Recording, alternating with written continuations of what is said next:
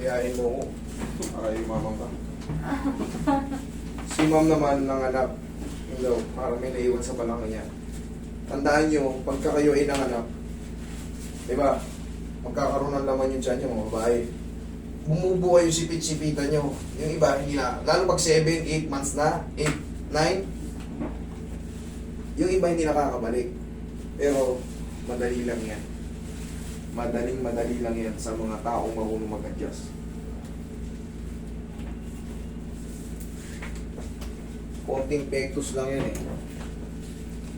Yung iba akala nila nabibinat. Tapos yung tawag nila na napasma. Dapat ubalin mo muna yung shoes mo, ma'am. Yung akala nila napasma. Ang totoo niyan, masakit pa yung balakang nyo, naglaban na kayo ng naglaban na maghapon, buhat-buhat, yung mga dish nyo nakukompress. Yun ang totoo. Pero bago kayo magpa-reset, kailangan minimum 6 months muna kayo, lalo yung mga na-CS, yung mga nanganak, lalo yung mga na-CS, may papagalingin pa kayo dyan. Kailangan hindi muna kayo magpapatabig ng gano'n kasi masakit na yan. Relax lang. Yan, okay, kabila. Ito, hindi, ganito lang. Pagkaibang pectus lang inaata ko. Relax lang. Kabilang side. Para yun sa babang-baba, sa L5S1. Ito kasi, maaaring hanggang thoracic to, hanggang thoracic yung ganito. Yan. Ito sa babang-baba, sa pinakadulo. Relax lang. Di ba may mahabol pa? Daba. Yun yung tinatawag kong pectus camatis sa biro kong pananalita. Pero may purpose yun. Ako lang gumagawa nun, ako lang nag-explain nun. Bahala na kayo kung gagayahin nyo ko. Pero siyempre, kailangan nag-aralan nyo muna yung anatomy ng balakang para alam nyo yung sinasabi ng pectus. Relax na.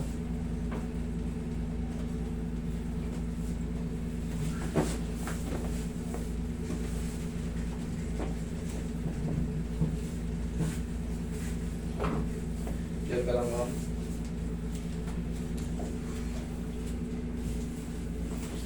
Palagi ibang puyat, sir. Madalas ma-stress. Pangalawa sa pilo niyo. Ano pinito ng Kernel lang? Ano yung Sa movie. tatlo silang magkakasama? Pa! Air Force yun. Oo, tsaka yung, ewan ko, isang babae, di ko alam kung ano nun. Yung babaeng sabi yung Yan. Hindi siya Air Force, ano siya?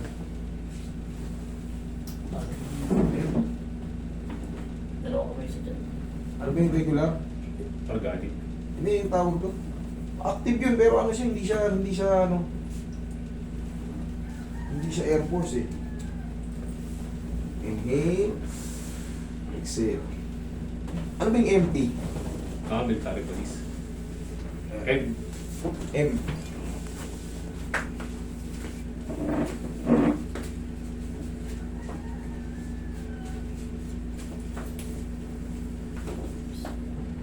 Yung kamukha ni Andrea Torres. kaya sinabi niyo may itsura.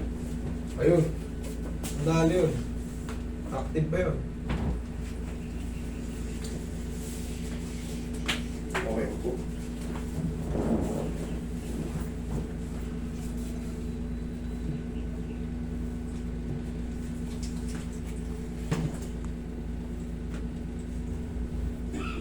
Yan ang reset, ma'am, sa balakang.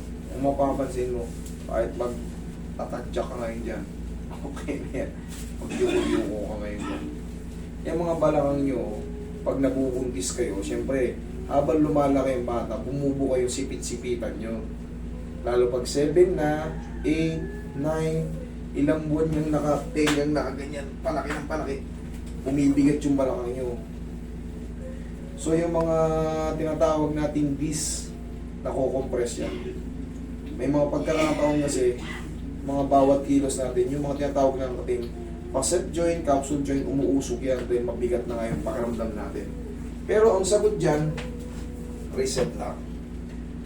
Okay, pero magpapa-reset kayo 6 months after nyo mga anak kasi masakit pa yung buong ano nyo yan. Okay, pero pag lagpas na 6 months, pwede na. Hindi kayo masasaktan.